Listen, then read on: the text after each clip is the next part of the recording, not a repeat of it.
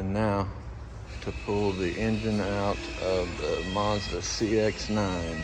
Alright, my middle bay is open. I got the 17 Edge long block down and out of here. And we got the 2010 Mazda CX-9, the old famous milkshake.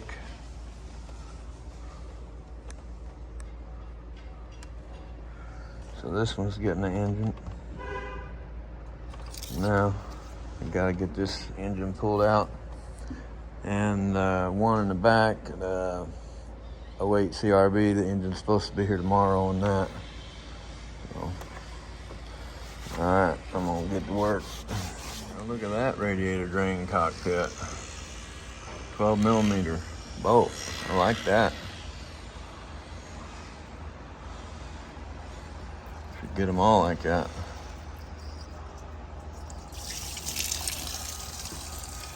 Alright, let's see what this oil looks like. Is it gonna look like that coolant? Yeah.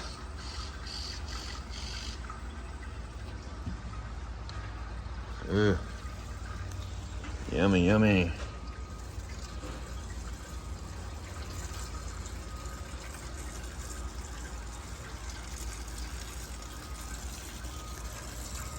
Okay, so I've just taken my caliper off and hung it up here. Take my 2 bolts out of the strut. Take the axle nut off. And if you live somewhere where there ain't a lot of rust, you can take out your wheel speed sensors. But on this one, I just unhooked it here, here, there, and then I'll unplug it up top. And then take off your splash shields on each side. Okay, now remove your exhaust Y pipe. And somebody's already done some welding and put in a new muffler there, resonator, whatever. So I just cut it here to remove this exhaust. Then remove your lower torque strut mount and your drive shaft. And don't forget to take your steering shaft loose from the inside of the vehicle. Take down your front splash shield. Okay, you want to drain your power steering fluid. I'm going to disconnect here and here, the rubber hoses, because these lines connected to the frame, those little tins are going to break so much rust. So I'm going to disconnect those 2 hoses up there, and then I'm going to disconnect the banjo bolt up on the power steering pump, and that should free me up to where I can drop the subframe as far as the power steering lines go. On the front of your subframe, take out this 10mm. That holds this coolant line to the subframe. Take your dust cover down to get your torque converter bolts out. So take your dust cover down and take your torque converter bolts out. Okay, had to let the car down to unhook the ABS sensors. The driver's side one is right down in there by the air box, right there. The passenger side one is right there where my fingers are. I know you can't see it, but. And then I'm gonna unhook this power steering reservoir hose right here on the top, because it's easier to get to up here.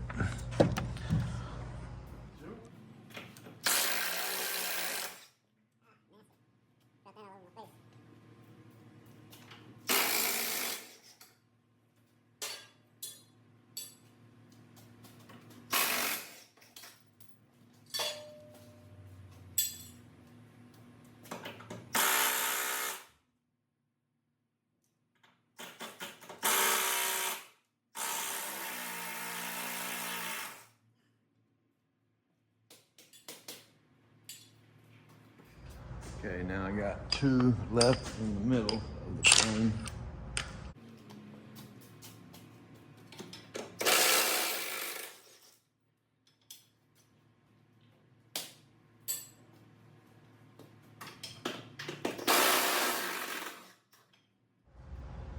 now we'll just start lowering it down and make sure we got everything.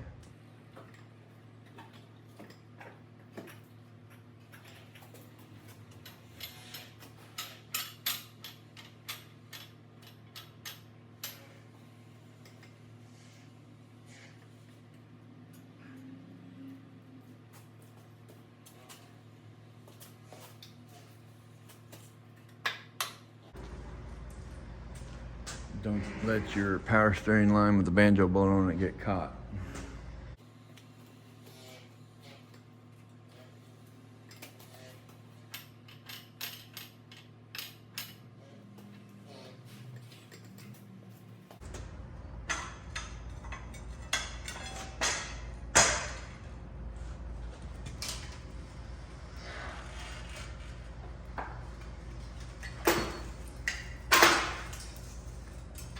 All right, the subframe is down.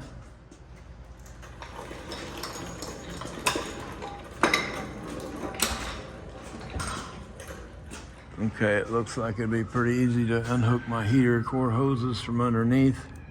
I just took this white clip off of this one. So I'm gonna unhook that one, and the other one has a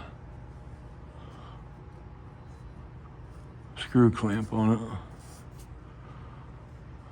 Okay, unplug your AC compressor and remove your AC compressor.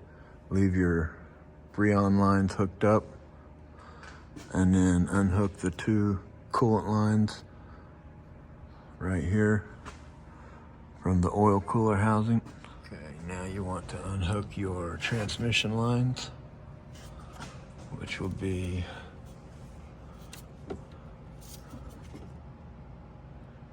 transmission cooler lines, which will be right here and right here. I'm going to disconnect this coolant line here on the radiator just to give this AC compressor a little more room. I'm going to take off these two lower 15mm bolts from the front diff or transfer case, and I'm going to pull my lower bolts out of the bell housing, engine to bell housing. Okay, I believe I got the bottom all the way done, taken apart. So now I'm up top. I'm gonna take out my battery, my breather box, my upper radiator hose off, my shifter linkage off, and then I'll have to see what all I have to take off for the wiring. Okay, I got my breather box out, my battery box out. This wiring here.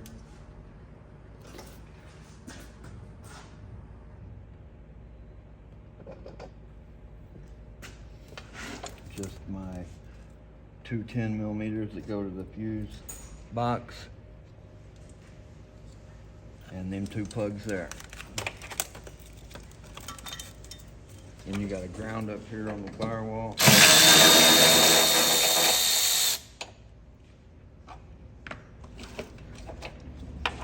And then you got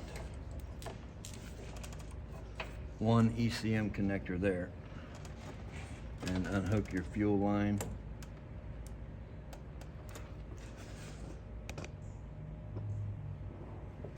And this line with the blue tab here. Then on the back of the intake, right there, you have your big vacuum line that I believe goes to the brake booster. Okay, I believe I got everything. I just gave it a once over looking. So I'm just gonna set it down on this crate here and lift the body up off of it when I take the mounts loose. Okay, I'm gonna take out my 17mm 2 bolts and 1 nut off of the transmission mount.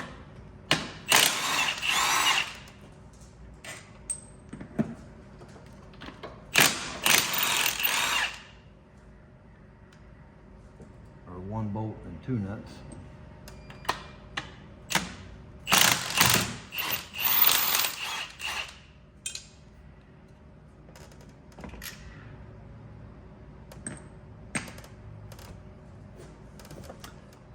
And then over here on my engine mount, I'll take off my 414 nuts.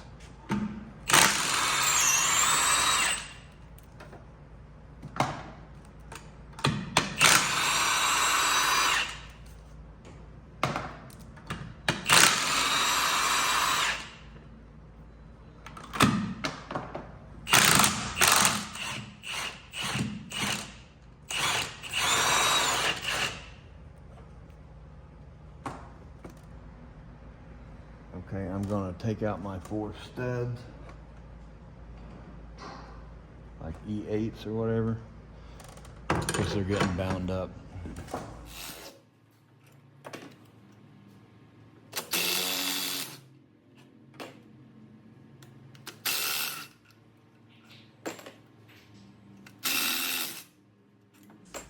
Will you bump this up for me? Bump the motor? Bump the lift up for me. Yeah.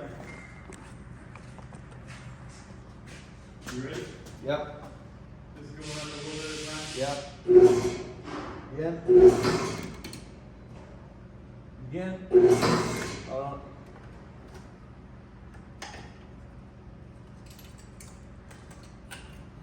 Again.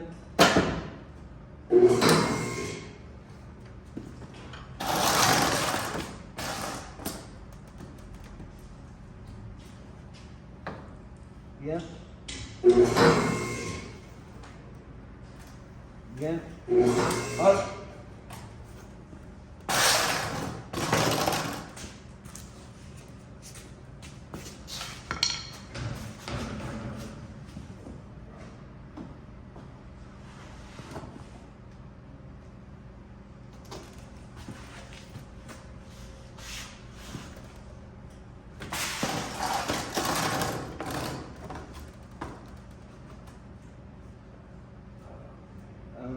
Go down?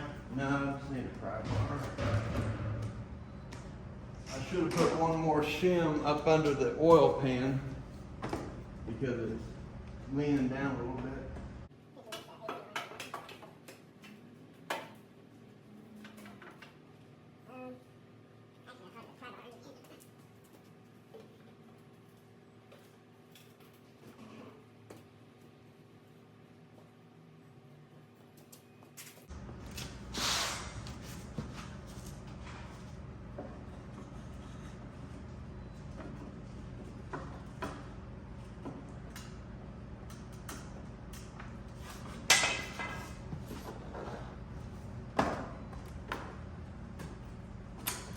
Again. Again.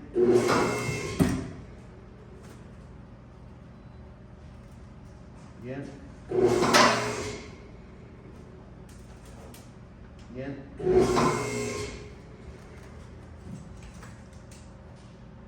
Again.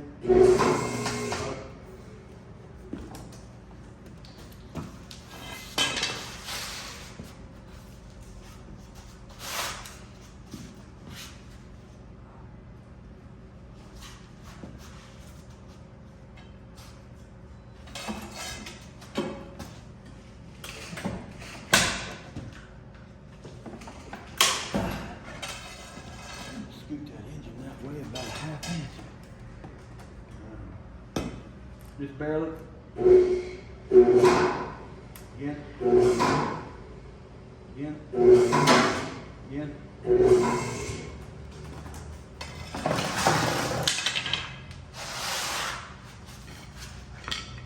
Again. Again. Again.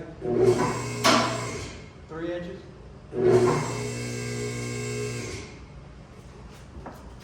6 inches? All the way.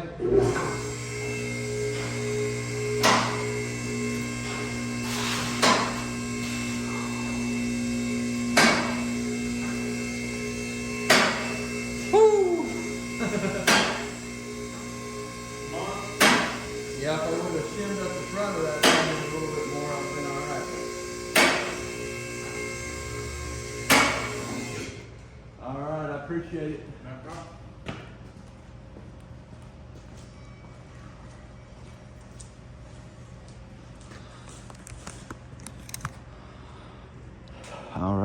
it is, sitting on a crate. I wish I had one of them roll around tables like the dealerships have. Might have to look into getting one of them.